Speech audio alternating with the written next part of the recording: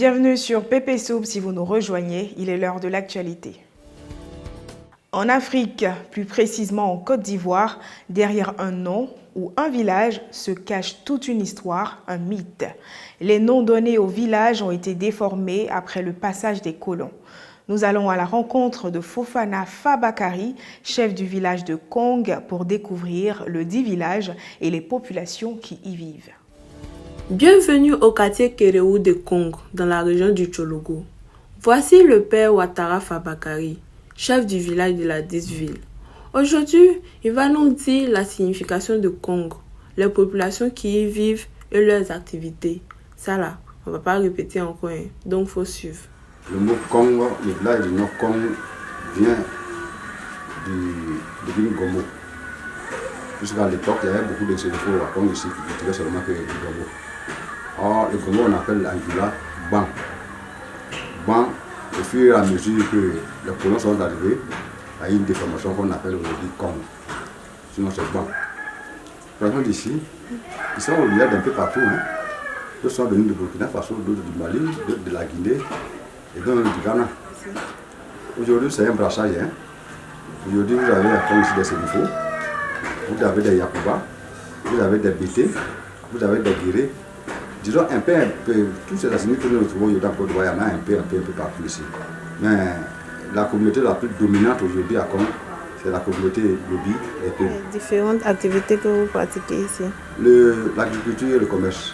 Donc, c'était le chef Ouattara Fabakary qui nous relatait l'histoire de sa belle cité. Dans une prochaine édition, il nous dira comment se fait la chefferie à Kong. D'ici là, portez-vous bien. À Gboville, dans la région de l'Agnébi-Tiassa, c'est dans cette localité que vit Kikito la Kikitance, visiblement le rappeur le plus influent de la ville. De son vrai nom, Kwasi Wilfried, il est étudiant en 2e année de BTS dans la filière ressources humaines et communication. Par amour pour le rap, ses études sont mises en second plan. Son esprit est occupé par les rimes et les punchlines. Voici Kikito la Kikitance, le rappeur le plus influent de la ville d'Agboville, d'après lui-même. On l'a rencontré aujourd'hui à Grand Moucho, village situé à 3 km d'Agboville, lors d'un anniversaire. Parce que depuis Agboville, on parlait de lui seulement. Donc quand on est venu à Grand Moucho et puis on l'a vu là, on l'a pris en même temps. Sans trop parler, sans trop conjuguer, écoutons Kikito la Kikitance. Hey, c'est vrai que Gaba est doux, mais moi aussi je veux manger pizza. C'est vrai que Côte d'Ivoire là c'est chic, moi aussi je veux voyager. Toujours à la même position, pendant que mes amis ont promotion, je vais à l'église pour avoir onction. Je connais aucune évolution. Si c'est courage là j'ai ça, si c'est diplôme là j'ai ça, mais travail là moi j'ai pas. Seigneur s'il te plaît guide mes parents. Mes parents ils n'ont pas de problème, en tout cas ils ont écouté mes sons, ils voient que avec ça, il y a de l'avenir, donc ils n'ont pas trop parlé, ils me soutiennent.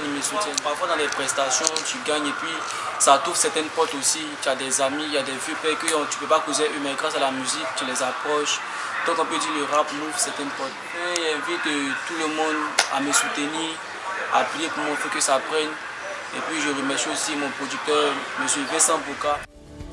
Fresco Plage, un petit îlot séparé de la ville de Fresco par la lagune et habité en majorité par les Ghanéens Fanti.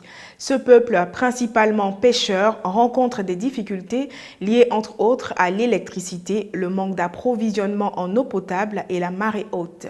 Zadi Emmanuel, habitant de Fresco Plage, lance un appel aux autorités compétentes afin de leur venir en aide pour pallier ces problèmes. Zadi Emmanuel est habitant de Fresco Plage. Bon, il n'a pas vraiment grandi ici. Ce sont ses parents qui sont là. Il connaît bien les problèmes qui minent cette population qui vit entre océan et lagune. Électricité, eau potable, et puis les marées hautes, les marées basses. La vie n'est pas toujours belle ici, quoi. Donc le cousin Emmanuel vient nous proposer quelques solutions. Écoutons. On a besoin qu'ils envoient une machine pour abattre les bois. On peut rester sur l'autre côté là-bas.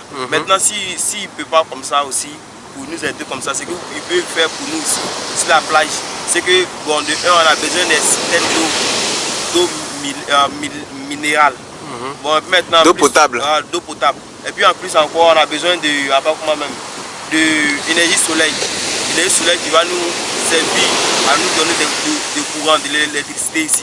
Voilà. Ce qui est chiant, c'est que bon, quand la période du poisson arrive comme cela, c'est qu'il y a de l'argent.